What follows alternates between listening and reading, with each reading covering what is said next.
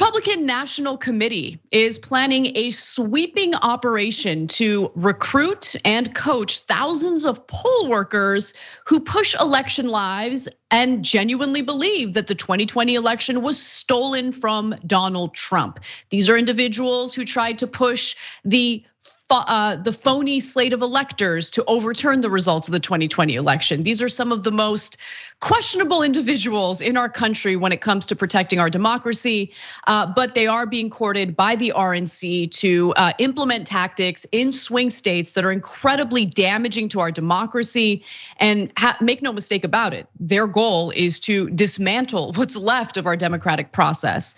Now, Politico obtained recordings of organizing summits held this spring in both Florida and Pennsylvania, and here's what they learned.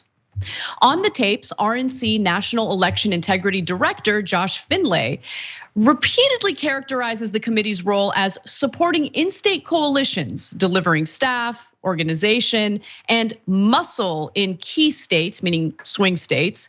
Conservative elections attorney Cleta Mitchell, who was a central figure in former President Donald Trump's legal strategy to overturn the 2020 election. So they're working with this woman who used to be part of Trump's legal team in trying to overturn the results of the 2020 election.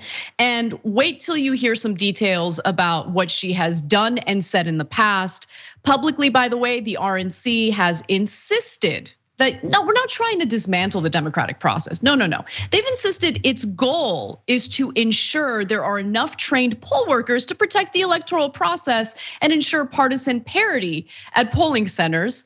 The recordings, however, indicated that the RNC is relying heavily on people who have spread false or unproven claims of irregularities and conspiracies.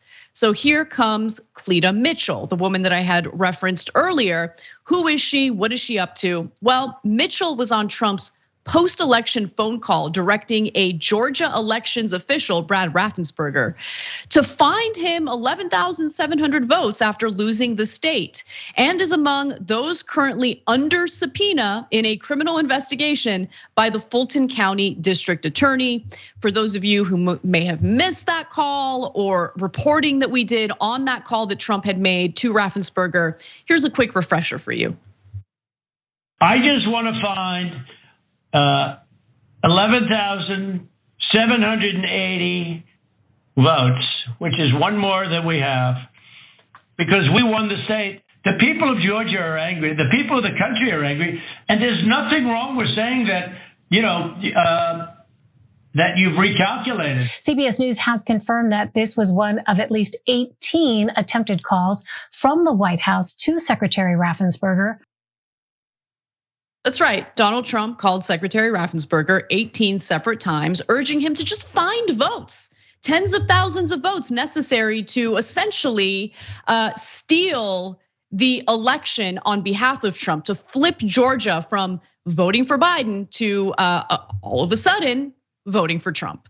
Now, some more information that's relevant about Cleta Mitchell. White House call logs show that she's also among a handful of individuals with whom Trump spoke on January 6th of 2021, the day the Capitol was attacked, and she was suing to block the House Select Committee from being able to obtain her full phone records. Gee, I wonder why. Also, at an April 5th Arizona summit, Mitchell spoke mostly about an emerging, quote, new American majority of people of color, young people and unmarried women who could make conservatives obsolete. And I think this is a good opportunity to bring you in, Dr. Ritchie, because this is white replacement theory.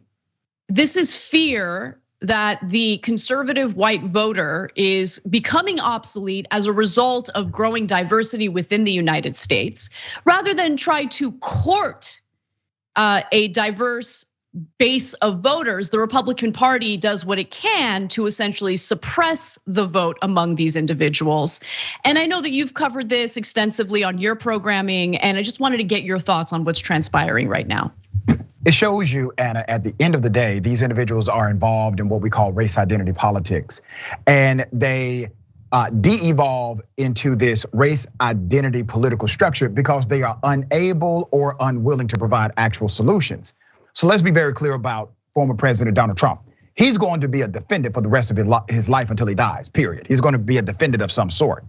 You literally have individuals now who are saying, put us in place in order to observe the election and to count the votes. Well, here's why.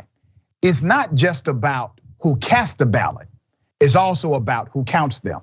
And that has been a strategy now of the Republican Party to put key people in place who can manipulate the outcome of the election. Why? Once again, because they have no ideas. If you have ideas, that means you're presenting remedy and solution to a diverse voter base.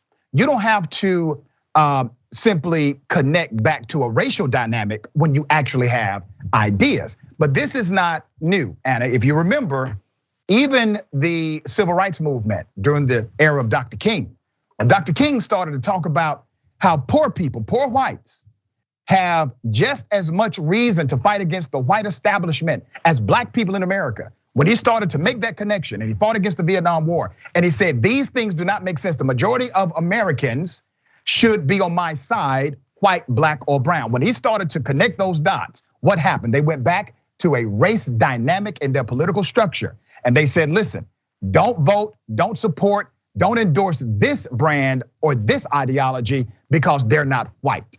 And it went back to this white supremacist dynamic. Once again, you're seeing it right in front of you. This is their go-to play. This is their default setting. This is absolutely nothing new. We've seen this play before.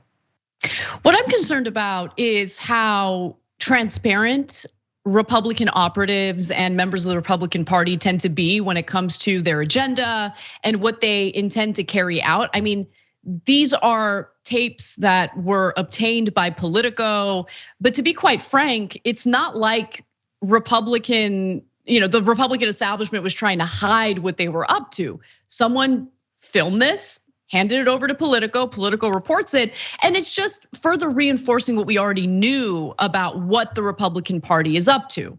The thing that I'm concerned about is that, unlike, I would argue, the Democratic Party, when the Republican Party says they're gonna do something, for the most part, they do it, especially the most vicious elements of their agenda.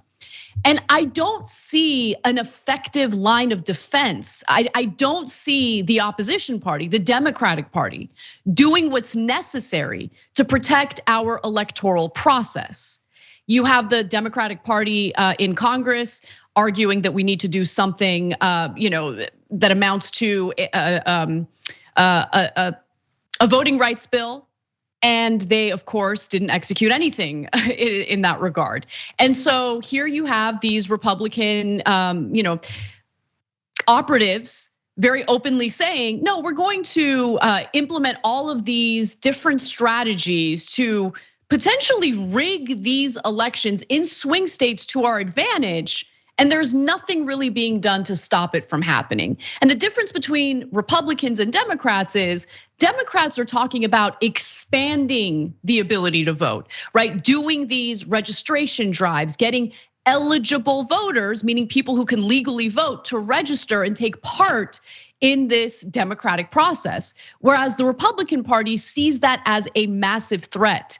And here is a statement, by the way, from Cleta. She's not a fan of voter registration drive. She says, quote, "It's a place the left sees a great target of opportunity, and we have to make sure that doesn't happen," she said, referring to Democratic efforts to register voters from traditionally underrepresented voting blocks. And that's really the difference. You've got one party that's trying to get out the vote. You have another party that's trying to restrict the vote.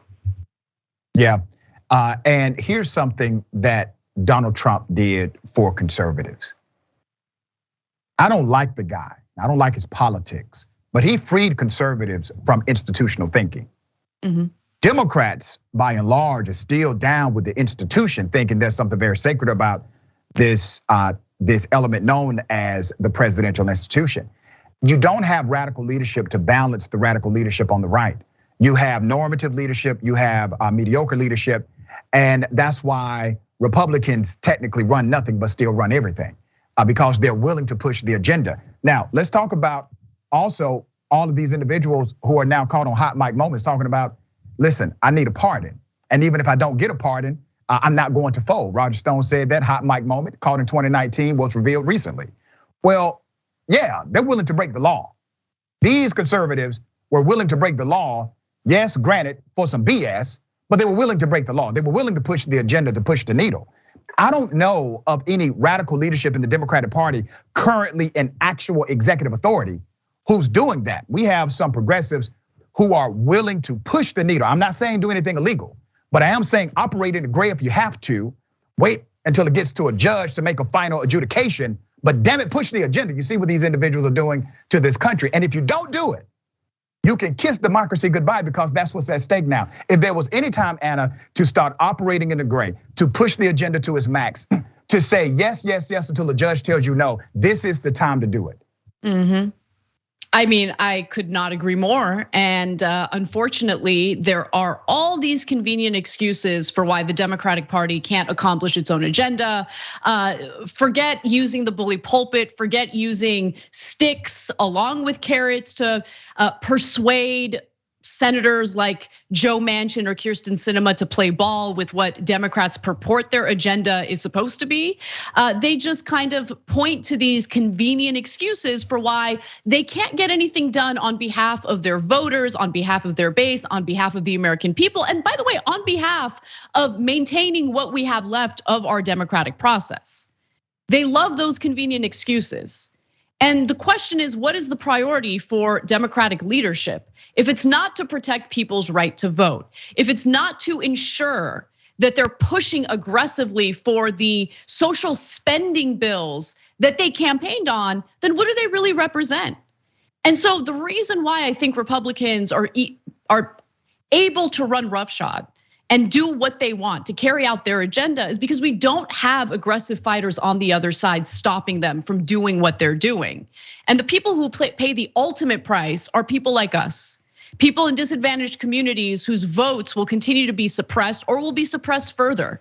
People who show up to vote on election day but get intimidated by these MAGA chuds who want to prevent them from voting in the first place. These are legitimate concerns.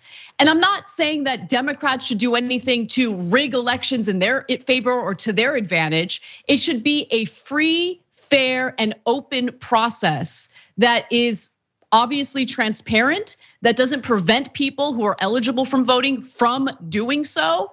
But we're not headed in that direction. We're headed in the opposite direction, and it is concerning to say the least.